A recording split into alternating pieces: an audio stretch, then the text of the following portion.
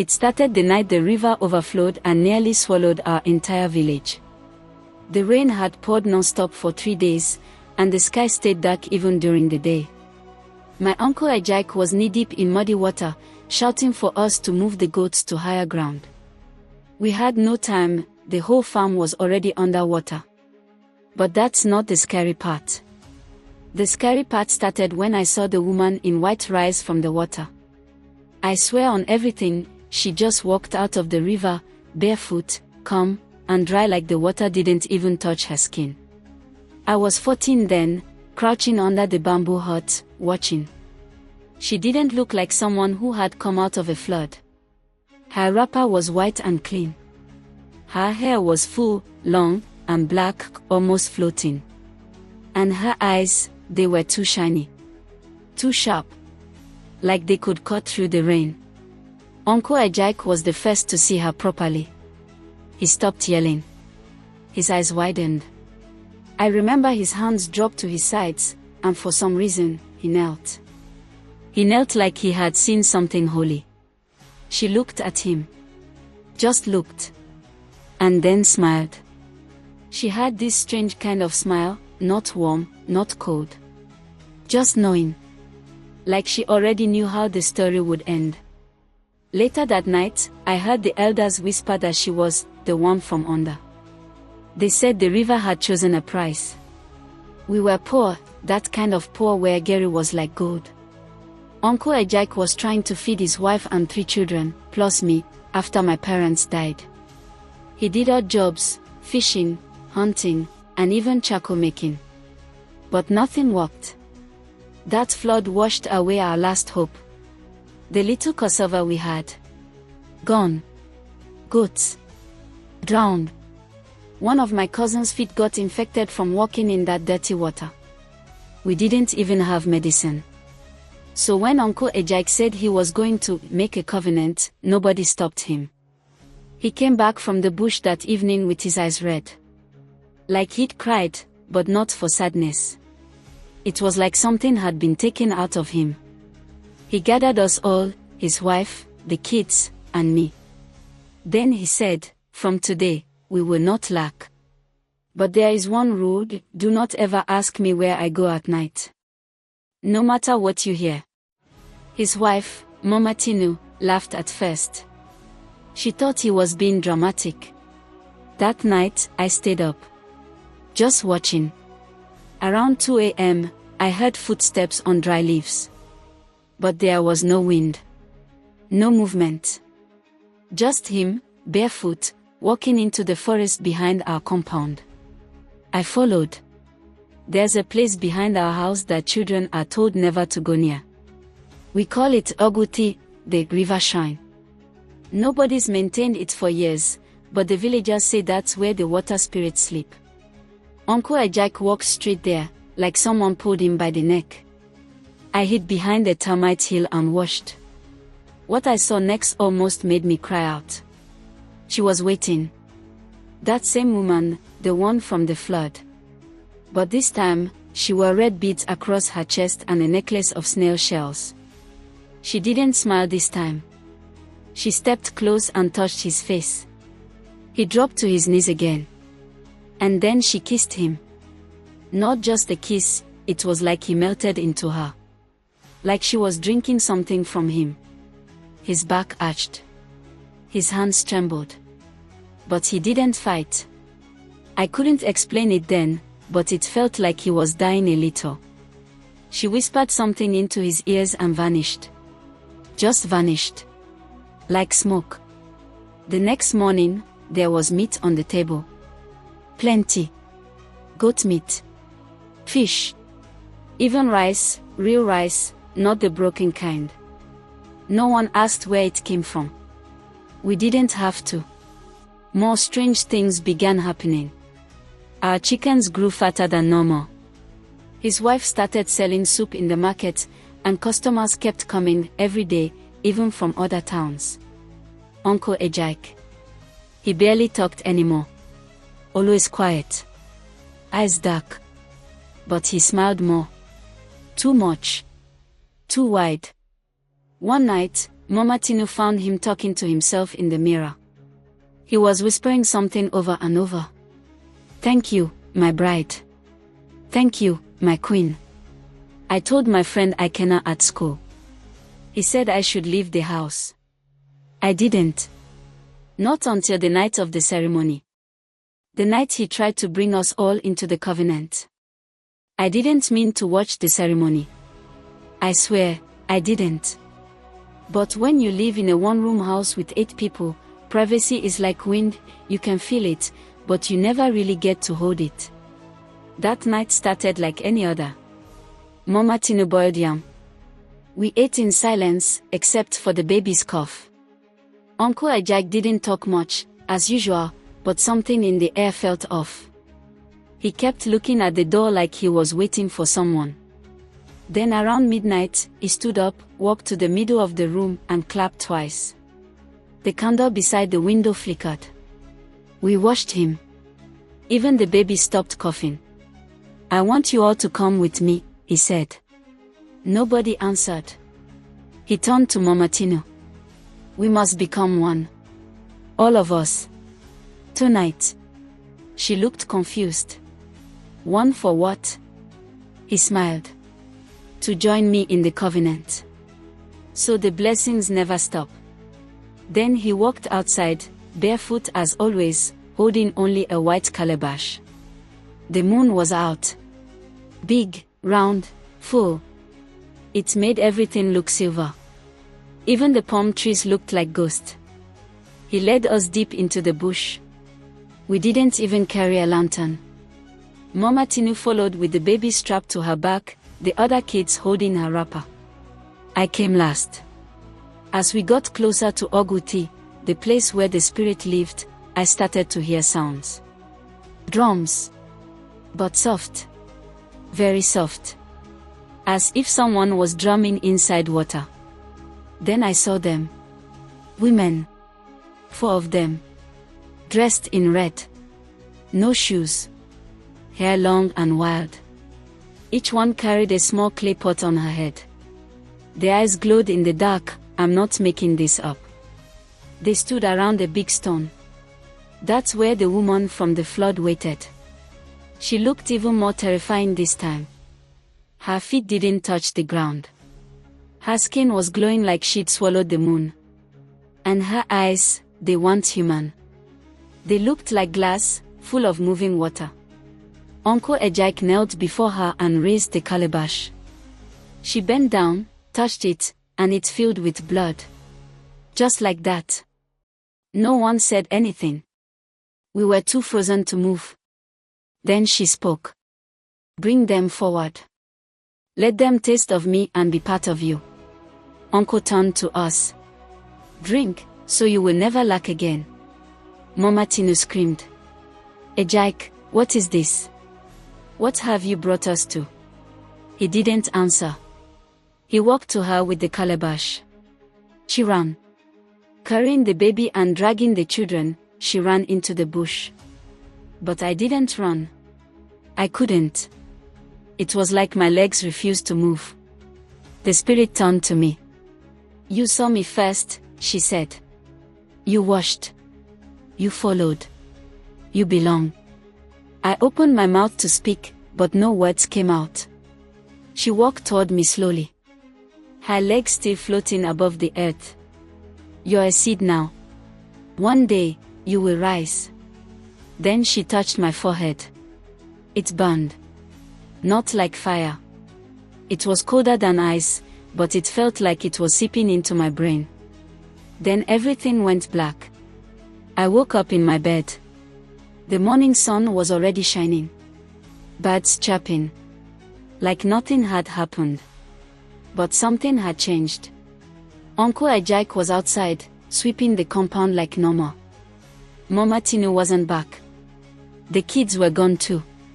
All their things, gone. When I asked him where they went, he smiled. She was not ready to receive, he said. So they were taken back. Taken back where? He never said. Things got stranger. He started wearing white all the time. and he'd disappear every Friday night.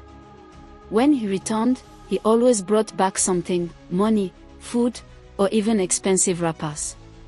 People from other villages started visiting him. They called him Osoki, the one who walks between worlds. He would lay his hands on them, and they'd start crying or laughing. Some got healed. Others ran mad. Nobody questioned him. He became powerful, feared, respected. But I knew what he really was. A husband. To something that should have stayed in the river. One night, I heard her again. The spirit. She was calling me. Not with her voice, but inside my head. Whispers. Songs. Promises. You will rise. You are mine.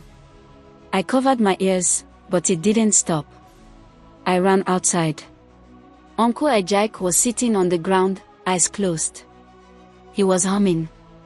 When he opened his eyes, he looked directly at me. She wants you now, he said. You have been marked. I ran. Deep into the bush. I stayed with my headmaster for weeks. Told him some lie about being beaten at home. He believed me.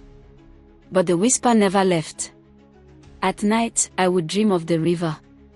Of her. Always smiling. Always waiting. I started bleeding from my nose every Friday night. Sometimes I'd wake up with wet footprints in my room. It wasn't over. I left the village for 4 years. I thought if I stayed far enough, long enough, the whispers would stop. They didn't. Every Friday, wherever I was, Zaria, Ibadan, even during NYSC, I'd bleed from the nose or wake up to water on my bed. Sometimes it was just a single wet footprint at my door. Sometimes the scent of the river would fill my room like someone had opened a bottle of swamp. I went to church. I fasted. I was prayed for. Still, she came. The worst was one night in a camp hostel when a girl I liked screamed and said I was talking in tongues of water in my sleep. She swore I stood over her bed and my eyes were white like smoke. She left the next day. Nobody else saw it. But it was real. She wanted me. I returned to the village after NYSC, thinking Uncle Ejike might know how to break whatever had tied me to her. But I found our compound empty. The house was overgrown with weeds. Door has fallen off. Roof have gone. Chickens had taken over the kitchen. He was gone, the door. No one knew where. Only one old man in the next compound, Baba Nedi, said anything helpful. He told me uncle had left 5 months earlier. He said he walked into the river at dawn with a white goat and never came back. I asked if they searched for him. Baba Nedi just laughed. You know, search for husband we go visit him wife. So I went alone. It was midday when I reached Oguti. The shrine by the river was now just stones and roots. But the river itself looked the same, calm, dark, too calm for any real river. I stood by the water and said loudly, I didn't agree to anything. I didn't marry you. Leave me alone. No answer. I picked up a stone and threw it hard into the water. It didn't splash. It sank like it fell into thick oil. Then I heard her. Behind me. You came. I turned. She looked the same. No age. No time. Just there, as if she'd never left the world since that first flood. But this time, she wore my face. I staggered backward. Her eyes turned sharp. I have waited. You washed. You were marked. You tested me through him. I didn't drink anything. I shouted. She smiled. But you stayed. That was enough. She stepped forward. Your uncle is with me now. He is honored. Do you want to see him? No. I cried. I want to be free. Her face changed. The wind stopped. The river grew louder. Then she said something I never forget. Freedom is for those who never washed. I blacked out again. This time, I woke up inside the old shrine. Alone. Except I wasn't really alone. There were things around me. Bones. Chicken feathers. Small clay pots filled with dark liquid. And something in the corner that looked like a head, wrapped in white cloth but bleeding underneath. I ran. For the next few weeks, I tried to forget. I moved to another town. Got a job teaching. But then, one Friday night, I woke up outside. Naked. By a river I didn't recognize. No memory of how I got there. Just my feet, covered in cuts. And something tied around my neck. It was a snail shell necklace. I ripped it off and screamed. When I went to the church that Sunday, the pastor wouldn't touch me. He said he saw a woman standing beside me. Hair like smoke. Eyes like mirrors. He told me to leave before I stained the altar. That's when I knew. This was bigger than me.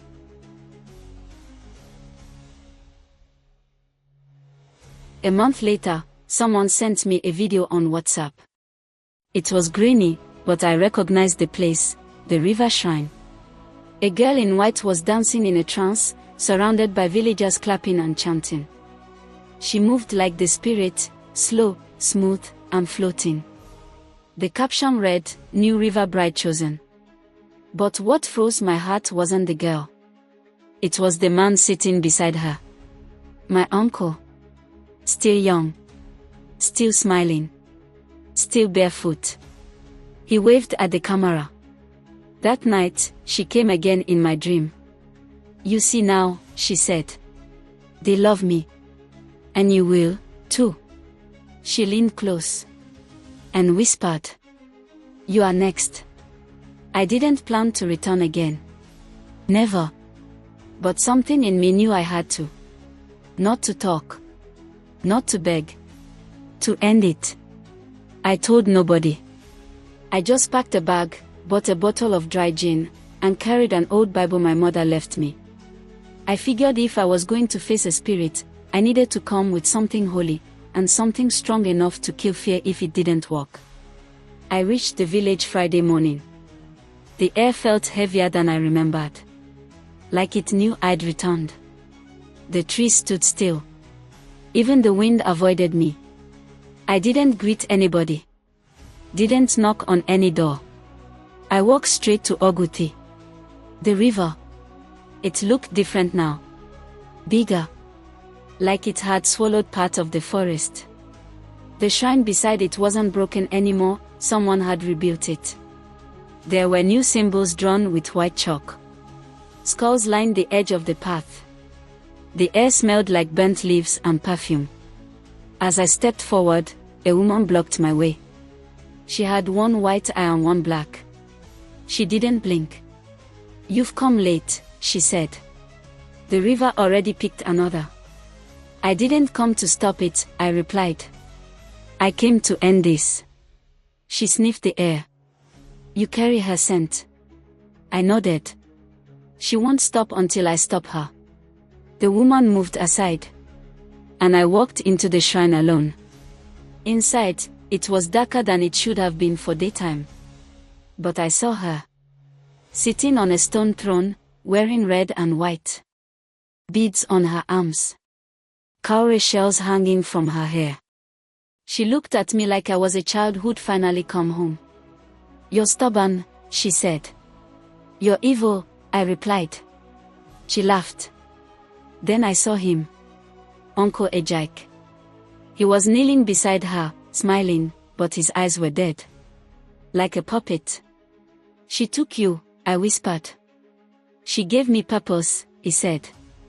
"You will understand soon." I stepped forward, holding the Bible. "She can't take me if I don't give her permission." She stood. "You gave it the night you stayed. The night you washed. That was your yes." I pulled out the gin and poured it in a circle around me. "Then take me now. No tricks." She smiled and moved closer. But as she stepped into the circle, the ground shook. The gin caught fire. I didn't light it. It just burst. She screamed. Not like a woman, like a storm. The air exploded with wind and voices. Bones cracked. Shells shattered. Her red cloth turned black in an instant. She tried to reach me. But the fire grew taller. Then I did the only thing I could think of. I dropped the Bible in the flames. A blinding light shot out. And then, silence. When I woke up, it was morning. Clear skies. Birds singing. I was lying by the river, the shrine gone. No ashes. No stones. Just sand and trees. I checked my body. No snail necklace. No blood. No wet footprints. Just me. And peace. For the first time in years. When I returned to the village, people avoided me. They whispered, stared, and then looked away. But nobody stopped me. I passed by Baba Nedi's hut. He was sitting outside, chewing a stick. He looked at me and nodded. She's gone, isn't she? I nodded back. He spat. Good. The river's too full of spirits already. It's been 2 years now. No dreams. No blood. No voices. Just life. I teach in a school far from the village. Nobody here knows my story. They see me as quiet and harmless. But every Friday, just before midnight, I light a candle. Just in case. Because I know how spirits work. They wait. They watch. And sometimes, they come back.